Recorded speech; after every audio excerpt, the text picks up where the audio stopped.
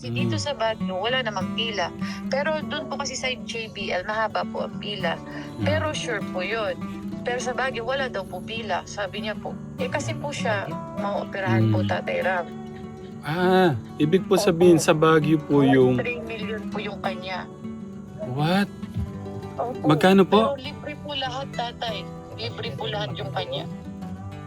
Maganda ho talaga kung sa Baguio. Oo nga po eh. Kasi doon, talaga pong sure na matutulungan niya po, di ba po? Ba't di nawala ho sa isip ko eh. Yung Busy pag-uusap. po kasi kayo tayo, may magiging mission pa po kayo. Oh. Kaya hindi ko na po siya maisingit. Pero parang nabanggit ko po sa kanila. Yun po. So, bali kailan po posible pwede nating malakad, Ate Jen?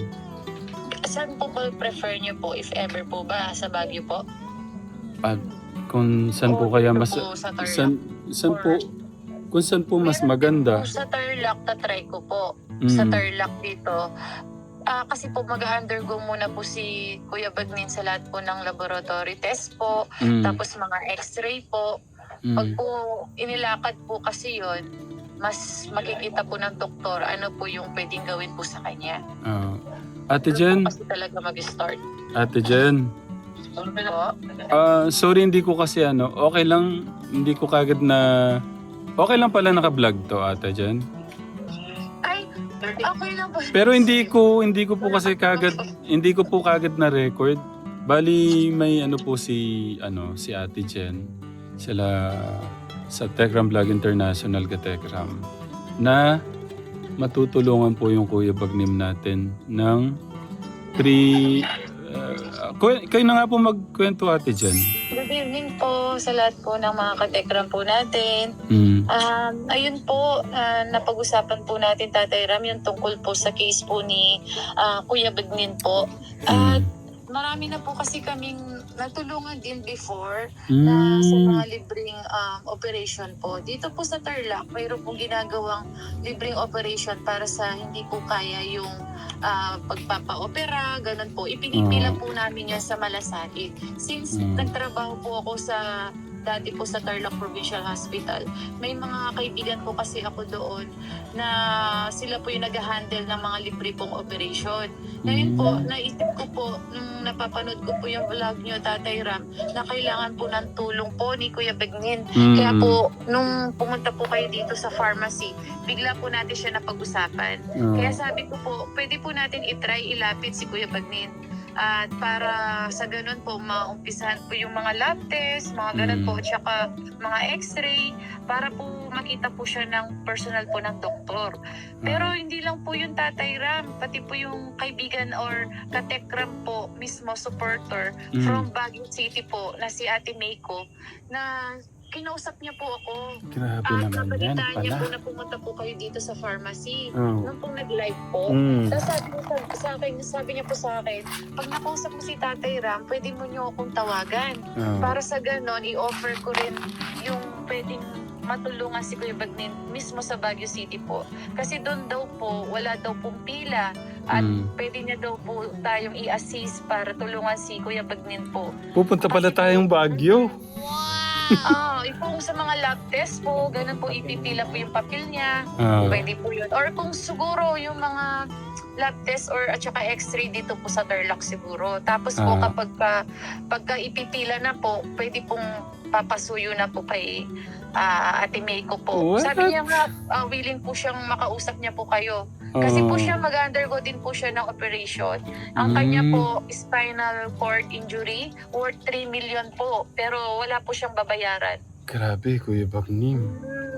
Kaya po parang ang laking tuwa po niya na si patulad po ni Kuya Bagnin, pwede niya po daw i-assist po. Grabe. Kasi kilala niya po yung mga doktor, ganun po. Nasaan po siya ngayon? Sa Baguio po siya? Nasa Baguio City po siya ngayon. Opo, doon po kasi siya nakatira, Tatay Ram. Yun po. Kaya nung nabanggit niyo po si Kuya Bagnin, pwede rin pala siyang ilapit. Basta under daw po ng malasakit. Ayan. Meron pong ganito yan sa Tarlac, meron pong malasakit. Ate Jen, Yes po, Tay. Wala pa man. Sobrang lumulukso yung puso ko. Sobrang maraming salamat po. Eh, paano po natin sisimulan? Wala pa pong lab test or dating x-ray po si Kuya Bagnin. Wala pa po. Meron po. Maganda kaya. Paano Pwede niyo po maganda? i-send po sa akin yung Tatay Ram. Picturean niyo po, send niyo po sa akin. And then, sisimulan ko muna pong ilapit siya sa hospital po namin Nurse po dito. kasi siya. Sana positive siya. Sobrang naano ako. Kuya Bagnin. Opo. Kay Kuya Bagnin po, wala po nang imposible kasi yung pong ibang natulungan ko po, personal po, yung bata po yun mayroon po siyang malaking bukol sa balikat. Tapos naging libre po yung operation niya. Tapos yung isa naman po, malaking bukol sa tiyan. Ayun po, naging libre din po yung operation niya. Tinatulungan po natin, Tatay Ram. Kaya po, Diyos ko po. Thank you. Dinig po kayo. Sobra po siyang Hello po, Kuya Bagnin. Hello po. Kumusta po? Thank you po sa impormasyon. Maraming salamat walang po. ano po yun. Masaya po ako na nakakatulong po kami. Ganito po ang kwento niyan. Si Kuya Bagnim, nakipagsapalaran po siya magpunta sa Manila. Nagpunta po siya kay Idol Rapi. Tapos parang binigyan lang po siya ng parang kay Baby Vincent yung referral. Tapos hanggang sa ganun lang, pabalik-balik, walang nangyayari. So sabi ko, nung nagpunta sila sa akin dito sa bahay, may nagdala ko kasi sa kanya dito. Sabi ko, kasi alam ko na po yung pwede mangyari. Kasi natutulog lang po siya sa kalye, doon sa harapan po ng ospital. Kaya dinala po dito sa akin. Sige, sabi ko, okay naman na dito ka muna. Pero hindi ko mapapangako yung na talagang may mangyayari dyan kay Idol Rapi kasi galing na kami dyan. Tapos yun, hanggang wala po talaga. Pabalik-balik ko kami, ang dami mo naming beses bumalik-balik ko doon, wala po talaga. Kahit kay Idol Rafi po yan? Gano'n po ba? Hindi pala si Idol Rapi. Si Ate Jen po pala and Kuya John ang makakatulong. Si Kuya Jan and Ate Janica pala. Pag-opera po Po. libre po. At may mga kasamaan po akong mga nurses na nandun naman po sa dating hospital po na pinagtatrabahuhan ko po. Ate Jen, Po? maraming salamat po talaga. At least, itong araw na to, kahit paano nagkaroon ng pag-asa si Kuya Bagnim. Ay, opo. Tapos, Habang may buhay, may pag-asa naman po. opo, tapos nasabi nyo na kung sa Baguio, mas mabilis yung Oo, mabilis daw po, sabi po ng Timay ko. Actually, Tatay Ram, kinumusta niya po ako matapos niya po mapanood yung vlog. Kung busy daw po ako. Sabi ko po, pauwi po ako. Alam ko po magko-call po siya. Ano po kasi siya supporter na rin po namin pag nagkakantahan kami ni John. Gustong-gusto niya po kasi kaming kausap. Kaya sigurado pag nakausap ko po mamaya, sabihin ko po. Pwede pong mag 3-way po kaya tayo, Ate Jen. Kung ano po siya? Si Ate May ko po. Kung okay po sa kanya, kung online po siya. Sige po. Sige Wait po. lang po ha. Maraming salamat po. I-add ko na po si Ate May ko. Sigurado nabibigla po siya. Opo. Ito po siya. Yan. Kinocall ko na po siya, Tatay. Opo. Napakagandang balita para kay Kuya Bagnim. Kaya nga po At gusto po talaga namin matulungan si Kuya Bagnin po. Lalo na po't nagawa na namin before. Kahit ibang case po siya, yung malaking bukol sa tiyan. Libre po, kahit gamot, wala pong binayar. Ayun. Surprise Hello po, natin. Timeko.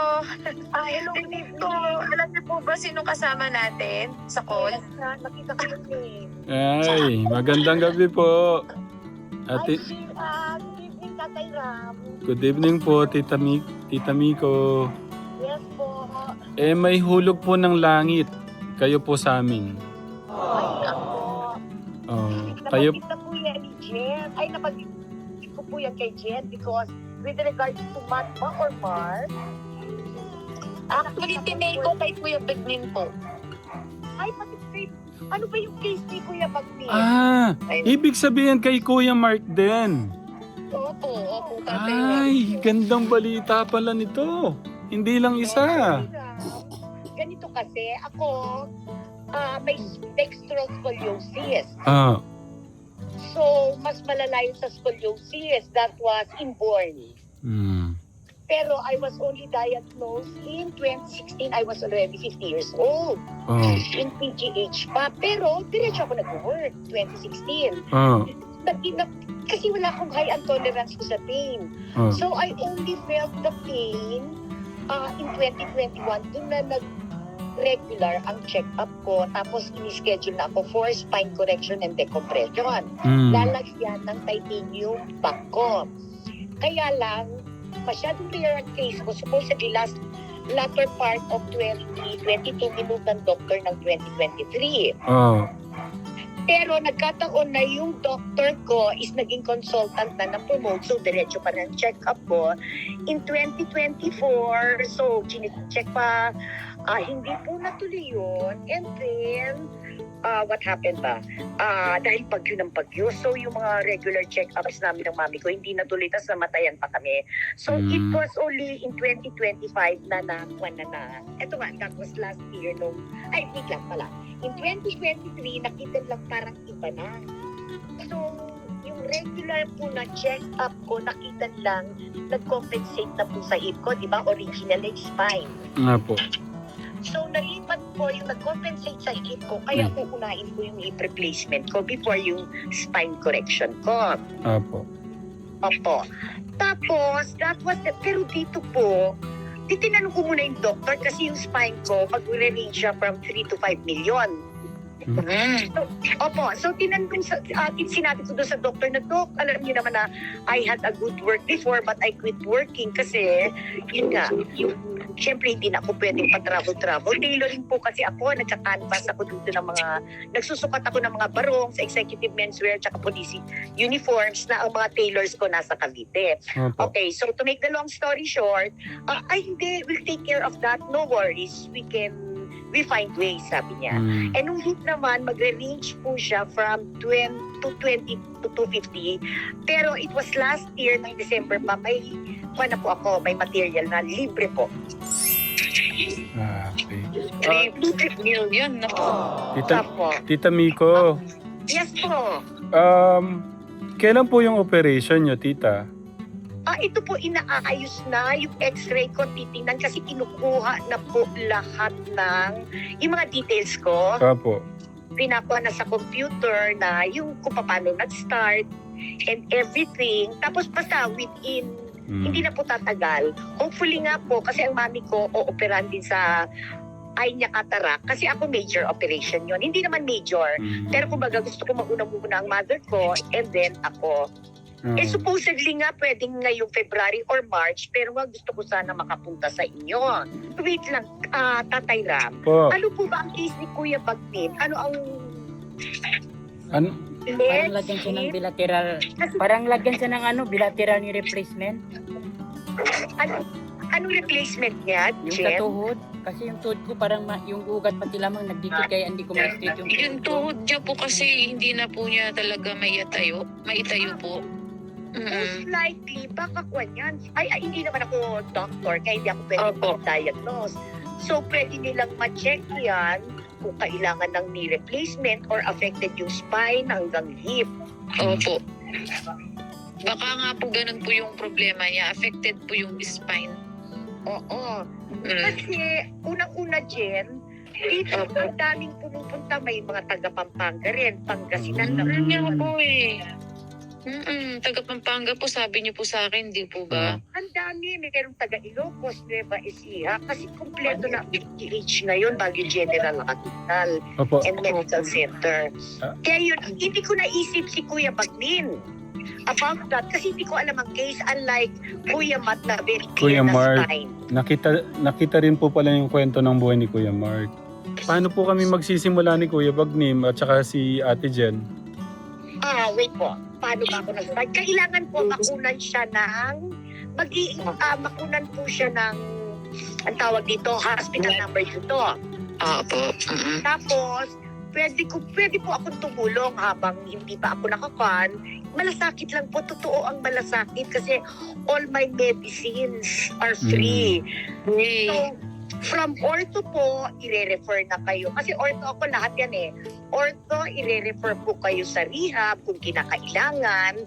Internal medicine din. Everything is free. Ah. May PWD ID po ba yun? Si Meron Kuya Bagnin? Wala daw po. Ay, pwede po siyang issuehan, pero definitely sa place ninyo. Opo. Now, ang medical assistance, tatay, definitely kukuha kayo dyan. Ako kasi kumukuha lang ako kay Kong at saka kay Mayor kasi pag sa councilors, ang kailangan naman po dito sa Baguio, barangay certificate of indigency, Ayun, tama po. photocopy ng pictures. Tapos, syempre, pag na-check up siya, definitely, bibigyan siya ng med-cert, prescription ng medicines na may costing sa hospital, tapos medical procedures.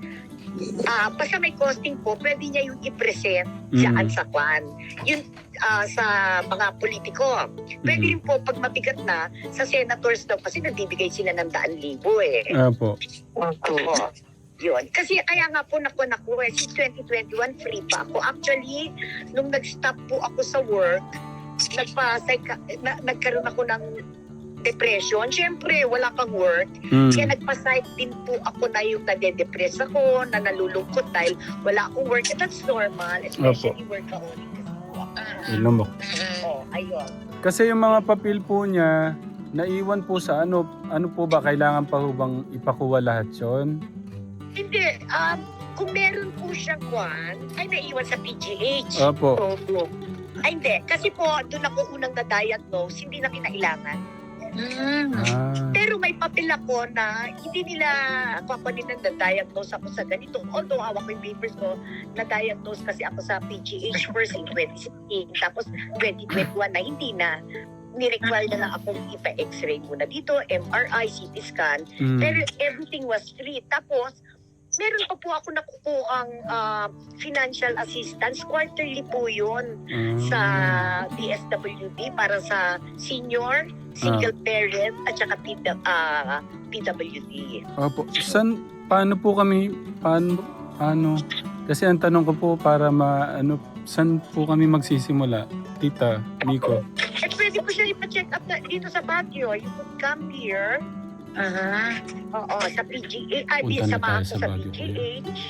Kasi po, hindi kasi clear sa akin. Kaya nagtataka ako, paano kayang wino-work out yung kay Kuya Bagnin? Ano ba ang proseso dyan? Ano ba ang diagnosis sa kanya? Kasi kailangan pong malaman ang diagnosis.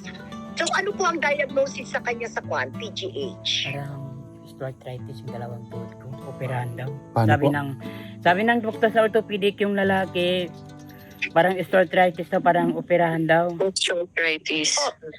Ay, osteoarthritis. Oo. Kasi ako meron ding konting osteoarthritis sa shoulders, pati mother ko. Pero my mother is 86 years old.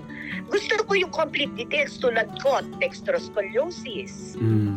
Yung ganun po. Ngayon, kung ano po ang tawag dun sa sakit para banggit ko, tamang-tama babasahin yung final x-ray ko before my operation. Kaya lang po kasi, tatay, kaya hindi ako hindi pa maiikwan yung, kasi inahanapan ako nung magaling na doktor na mag-oopera sa akin kasi nga, di ba, hindi hip replacement originally from spine, kaya very rare po yung case ko. Kaya talagang espesyalista. Although complete na may ZPAC na po ako, Z-package yung sa PhilHealth, ayos na po lahat, pati yung material na gagamitin sa hip ko. May doktor naman, pero gusto nila yung expert talaga na, expert na sa spine, expert na sa hip. Yun.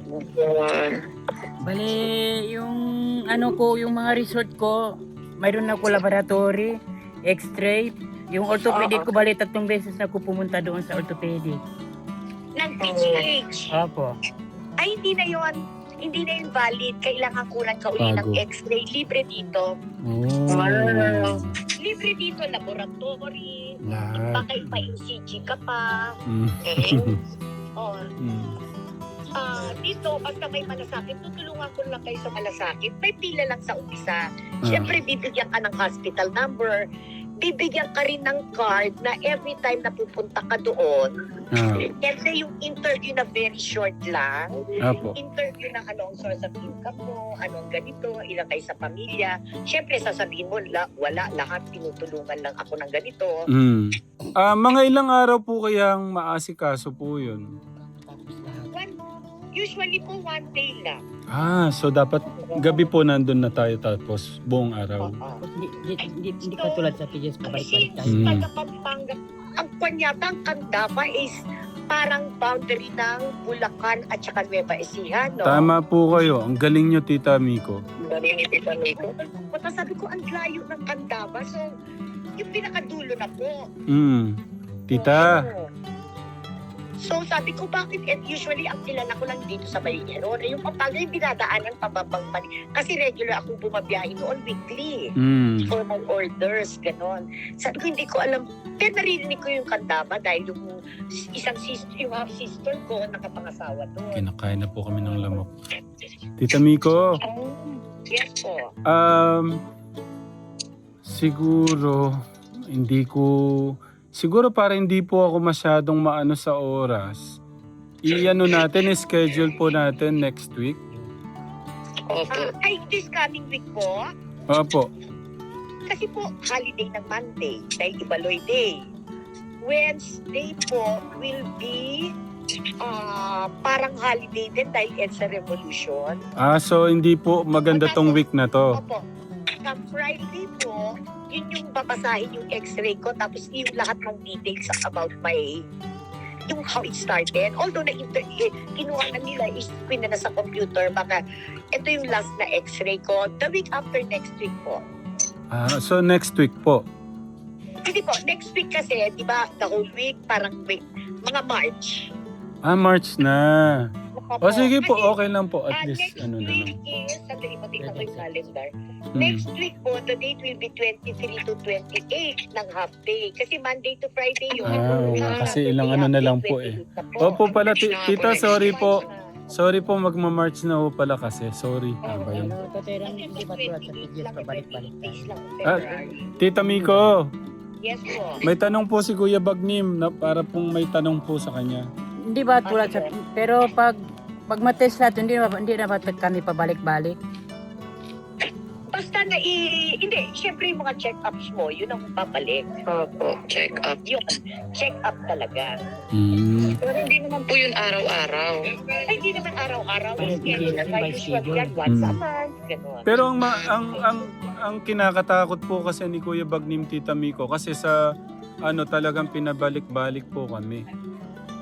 Hindi naman yun yung magwi-weekly tapos pababalikin ka dahil sabi ng tao, ini-schedule po, not unless yung nangyayari lang po, usually po, every month, para o kaya, schedule ka, bibigyan ka ng schedule ng una CT scan or MRI. Yun lang po, talagang, siyempre, kailangan yung mga, Parang ano tawag dito, parang kailangan PGS talaga yung mga Pero ito test sigurado ngayon po para siguro. malaman yung case mo. Kasi kung yung pong x-ray niya before o kung na-MRI siya o na-CT scan, wala na po yun. Baka mas malala ng case niya ngayon.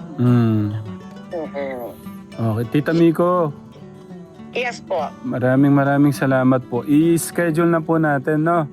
Opo. Maraming... Anyway, sa Friday po, next week, pupunta ako doon. Paikutin sa registration kung paano. I-send nyo na lang po sa akin yung details, yung full name niya, Opo, birthday. lahat, Kuya Baka Bagnim, pwede send ko na ko siyang po sa kanya. i-apply. Doon sa binigay nyo, Opo. yung tinatawagan nyo po ako, nandun po kasi sa bahay. I-send nyo po ngayon, no? Lahat po ng complete details. Yung Valid ID. Yung Kung may valid buong ID. pangalan, ano po lahat tita, para marinig po niya. ID, kung meron Valid kang ID, ID. any kind of ID back to back. Pero kung wala kang PWD ID, pwede kang bigyan ng medical certificate tapos para makakuha ka ng PWD ID. Yun. Kasi pinaka-valid yun because of your condition. Tapos, barangay certificate of indigency. Pero wag muna pagpupunta pagkakukuha na lang ng ayuda sa mga congressman, governor, kung meron, mayor, para meron kayong pang medical assistance. May issue ka ng mga libreng gamot muna dito Opo. for free. Hindi, at saka pag medical assistance. And then, may issue ka ng mga gamot. Most likely, pwede kang once a month muna. Pero kung may MRI, CT scan, hindi naman agad-agad yon hahanapan ka ng schedule for MRI, CT scan. Pero ang laboratory, Apo. kahit Paano wala ka po ang pa pera, process yung ginagawa ang mga- laboratory. Kung kailangan Dito. ng check, pwede ginagawa ang laboratory dito kahit hindi pa bayad ng Ti- malasakit. Tita, may tanong po si Kuya Bagnim. Paano po yung proseso hanggang maopera na how many months? Depende. Depende sa may process ng doktor. Opo. Ay, excited ka rin maoperahan. Opo. Gusto ko na talaga makalakad. Sawa ng Diyos kung tulungan ako. Tita Miko, Yes po. Ate Jen, Yes ganun po, na lang po, Tatay. isisend po namin yung mga kailangan. Yes po. Tapos, at tsaka nyo po kami sabihan kung kailan ang posible po namin pwedeng pagpunta dyan. Okay. Ano hospital pa ng pangalan? Anong hospital daw po yung Tita For Miko? example, pag operasyon. Baguio General Hospital and Medical Center. BGH po, parang PG. Parang BGH. General Hospital Opo. na. Baguio General Hospital daw po siya. Ayun, ano pong gusto niyang sabihin sa kanila? Ma'am, sa inyo dalawa, maraming salamat po sa inyo na nakausap ko po ngayong gabi. Sana marami pa kayong matulungan na tulad ko may kapansanan at salamat nandito si Tatay Ram na Siyempre, kailangan natin tumulong. I mean, hindi yung tulong na kwan. I mean, pera naman natin yan eh. Sa Opo. gobyerno, pera natin yun. We have to, alam mo yun? Opo. Kasi benefit natin yan as Filipinos. Kaya huwag ka mag-thank you sa akin. Ma'am, sana Huwag mo kong tawaging ma'am. Kila na lang. Tita ate, Miko. or whatever. Tita Miko, Yes. sana siguro yung binigay ng Panginoon na susi na matuloy-tuloy itong operasyon ko at kay Ate Jen. Ate Jen. Thank you Yes very po, much. Kuya Thank you very much sa'yo na Opo. nakausap mo ako kahit sa simpleng boses naman nadinig kita kung basta hindi ko kung magsalita ng basta hindi maman ako na umpisa. Maraming salamat sa inyo dalawa. Sana Okay. matulungan Gagawin po niyo natin talaga lahat ako. na makakaya po natin. Opo. Kailangan natin magtulungan lalo na tayong dalawa kasi pareho tayo ng kaso. Opo. Surgery rin ako. Tita Miko, mag-isesend na lang po namin yung mga kailangan. Ate Jen, Po, tatay. maraming salamat Ano po. pala isisend sa ano ba? ID daw po. Pangalan ko?